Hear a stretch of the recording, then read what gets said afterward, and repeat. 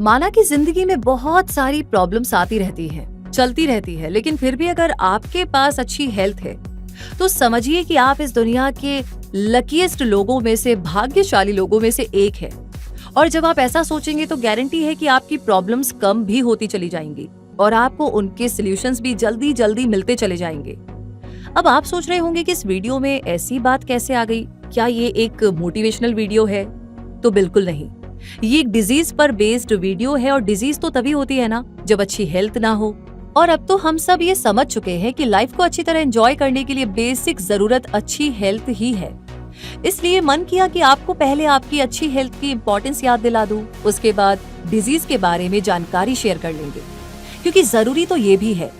तो चलिए फिर आज एक ऐसे बैक्टीरियल इन्फेक्शन वाली डिजीज के बारे में जानते हैं जिसके बारे में आपने बहुत सुना है, और इसका नाम है लेप्रेसी यानी कुष्ठ रोग।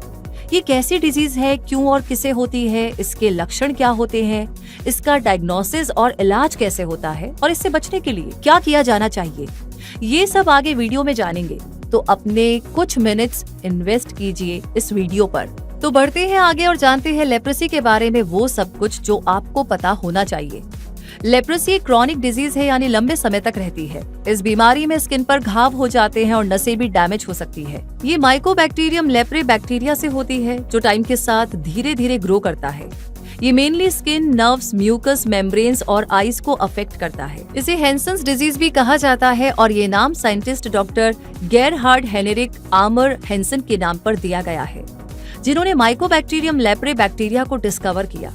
हर कॉन्टिनेंट पे इस बीमारी का आउटब्रेक देखा जा सकता है, क्योंकि ये डिजीज तो बहुत पहले से एग्जिस्ट करती है। लेकिन अच्छी बात यह है कि आज इसका इफेक्टिव इलाज उपलब्ध है। अर्ली स्टेजेस में इसका इलाज हो जाए तो डिसएबिलिटी से बचा जा सकता है और इसके इफेक्टिव इलाज की बदौलत लेप्रेसी पेशेंट को क्वारंटीन करने की जरूरत भी नहीं होती। इस डिजीज के लिए अवेयरनेस फैलाने के लिए हर साल जनवरी मंथ के लास्ट संडे को वर्ल्ड लेप्रेसी डे मनाया जाता है। इंडिया में वर्ल्ड लेप्रेसी डे 30 जनवरी को मनाया जाता है, क्योंकि इस दिन महात्मा गांधी की डेथ एनिवर्सरी होती है और महात्मा गांधी लेप्रेसी से प्रभावित लोगों के प्रति दया और सहानुभूति रखते थे। वर्ल्ड में आज भी लेप्रेसी एग्जिस्ट करती है, लेकिन ये काफी कम हो गई है। WHO के अकॉर्डिंग पूरी दुनिया में अप्रॉक्स 20,08,000 लोगों को लेप्रेसी है, जिनमें से ज्यादा केसेस एशिया और अफ्रीका में मिलते हैं। इंडिया के कई स्टेट्स और यूनियन टेरिटरीज में लेप्रेसी एंडेमिक डिजीज के रूप में बनी हुई है। इसकी एनुअल केस डिटेक्शन रेट 10,000 की पॉपुलेशन में 4.56 है। एक एंडेमिक डिजीज ऐसी डिजीज होती है जो एक पॉपुलेशन में हमेशा प्रेजेंट रहती है, जैसे कि चिकन पॉक्स, मलेरिया एटसेट्रा। ये डिजीजेस रिलेटिवली रेयर होती है और एपिडेमिक यानी महामारी की तरह बहुत बड़े स्तर पर फैलती नहीं है। लेप्रेसी हर एज के लोगों को अफेक्ट कर सकती है, लेकिन ये 5 से 15 साल वालों में और 30 साल से ज्यादा उम्र वालों में ज्यादा पाई जाती है। लेकिन इनमें से ज्यादातर लोगों की बॉडी इस इन्फेक्शन से लड़ करके उसे हरा देती है, इसलिए लेप्रेसी डेवलप नहीं हो पाती। लेकिन हाँ, ये disease person to person spread हो सकती है। पहले ये माना जाता था कि ये एक बहुत ज्यादा संक्रामक बीमारी है, हाईली कंटेजियस है, लेकिन thanks to modern medical science की उसने हमें बताया कि ये इतनी ज्यादा संक्रामक नहीं है। इस बीमारी के स्प्रेड होने का हार्ड रिस्क तभी होता है जब एक पर्सन रेगुलरली एक लेप्रेसी पेशेंट के नोज और माउथ ड्रॉपलेट्स के कांटेक्ट में आता है। ज्यादातर केसेस में रेस्पिरेटरी रूट्स के थ्रू इसका ट्रांसमिशन होता है, यानी अचानक किसी के मिलने, कैजुअल कांटेक्ट होने पर, हग करने, हाथ मिलाने और पास बैठने से लेप्रेसी नहीं होती है। इसका मतलब हुआ कि एक बार छूने से कुष्ठ रोग होगा ही होगा, ऐसा नहीं है।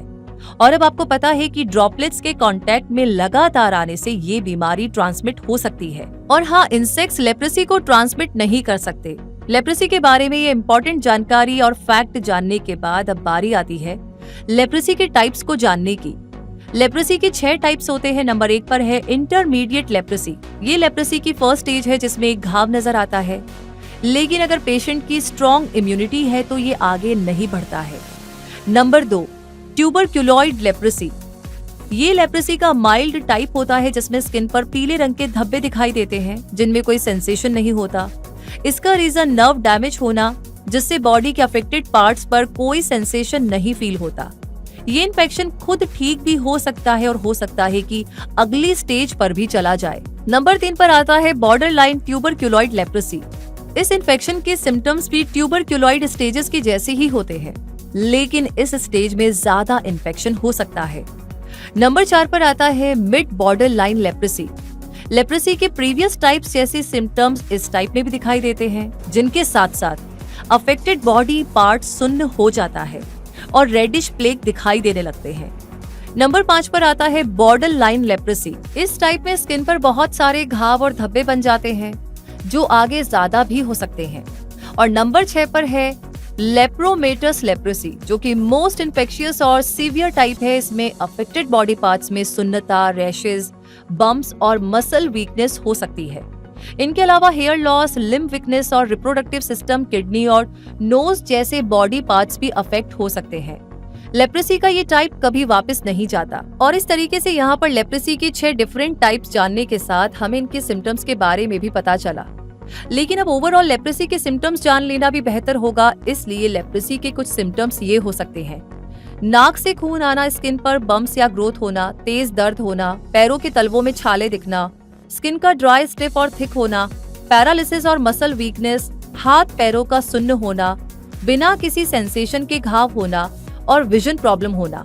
स्किन से शुरू होकर के ये सिम्टम्स धीरे धीरे ब्रेन और स्पाइनल कॉर्ड के बाहर सिचुएटेड पेरिफेरल नर्व्स तक पहुंच जाते हैं। सिम्टम्स के बाद अब जानना जरूरी है लेप्रेसी का डायग्नोसिस और इलाज। लेप्रेसी के टाइप के बेस पर स्किन टेस्ट या घाव की बायोप्सी के थ्रू इस डिजीज को डायग्नोस किया जाता है और उसके बेस पर इलाज प्रोसेस शुरू किया जाता है।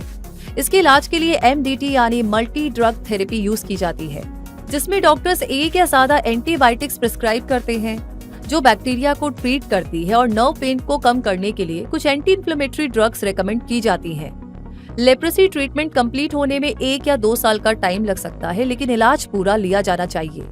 और लेप्रेसी से प्रिवेंशन के लिए इस बात का ध्यान रखा जाना चाहिए कि अगर इन्फेक्टेड पर्सन के आसपास रहा जाए तो उसके नोज और माउथ के एयरबॉर्न ड्रॉपलेट्स के कांटेक्ट में नहीं आया जाए। और इस तरह आज आपने एक ऐसी डिजीज के बारे में जान लिया जो बरसों से चली आ रही थी और जिसके बारे में बहुत से मिथ और डर मौजूद थे। अब आप जान गए हैं कि भले ही leprosy person to person spread हो सकती है, लेकिन किसी को टच करने भर से ये नहीं फैलती। और आज लेप्रेसी का इफेक्टिव इलाज भी मौजूद है।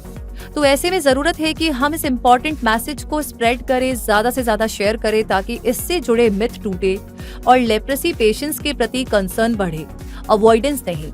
तो ये जानकारी आपको कैसी लगी कमेंट सेक्शन में जरूर बताइएगा। आपका प्यार हमारे साथ आप शेयर कर सकते हैं। साथ ही साथ आगे कोई टॉपिक है जिसके बारे में जानना चाहते हैं, लिख भेजिए।